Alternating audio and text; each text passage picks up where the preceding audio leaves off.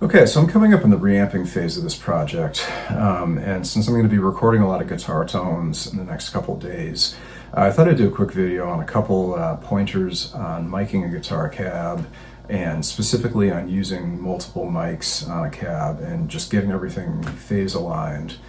You know, the how and the why, I guess. For me, it's hard to beat a Suhr SM57 as a cabinet mic. It's $100. This is a very expensive hobby, and to be able to buy one of the best-in-class microphones for that is awesome. And it picks up a lot of what you want in a guitar amp and not too much of what you don't. But I've always found that one amp on its own, or one mic rather on its own, has a very filtered and narrow sound to it, and getting a second mic in the mix tends to make everything broader, more three-dimensional and fuller.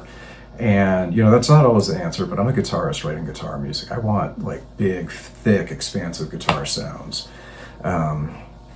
So using a second mic, even a second SM57, honestly sounds pretty good.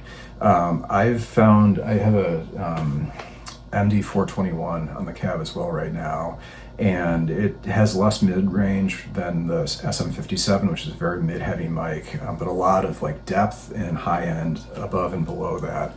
And I think the combination of those two works pretty well for me.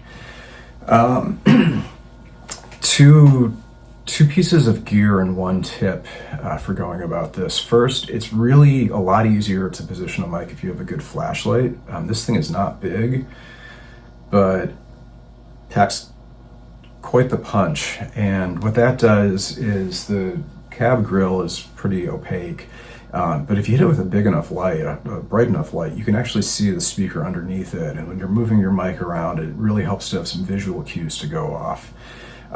Second, you know, a good set of headphones. You want to be able to block out as much of the sound of the amp as possible while moving your mic around. This is, I think, pretty obvious.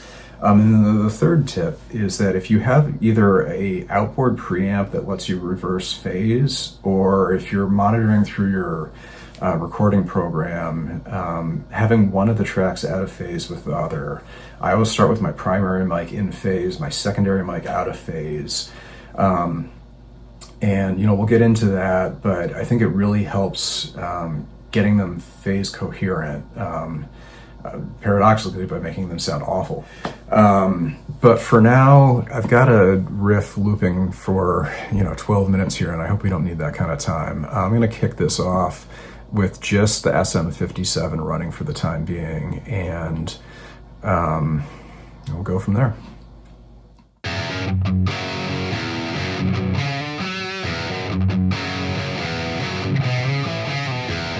Flashlight at the ready. Let's get the camera into position.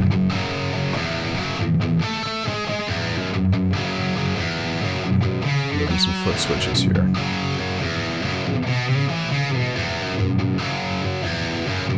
Okay, with the camera, or the light right on the grill, you can see the speaker clearly. There's the dust cap. And as you can see, I've got the mic positioned as a starting point right on the edge of that. If you swing it over the dust cap, it's really bright.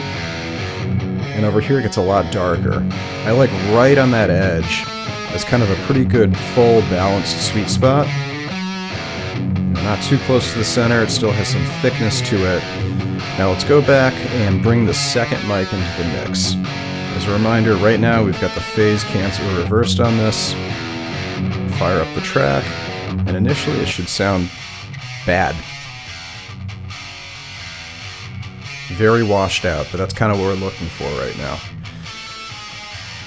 So let's get this centered over the MD421 a little better. And you can see this is quite a bit further out. I'm starting for something a little darker. Let's swing it around and listen to the way it's bad and how that changes. And what you want is a really weak, fizzy, hollow sound here. Keep moving the mic and focusing on what you don't like about the sound and try to bring that out.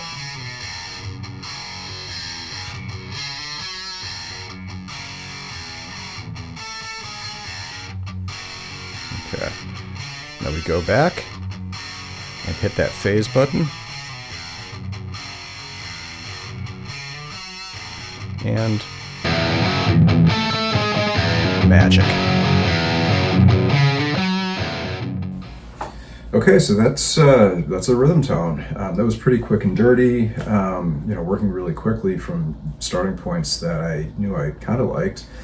From there, of course, what you do is you turn that into a mix, and double tracking guitars at a minimum is pretty ubiquitous in pretty much all forms of rock music these days.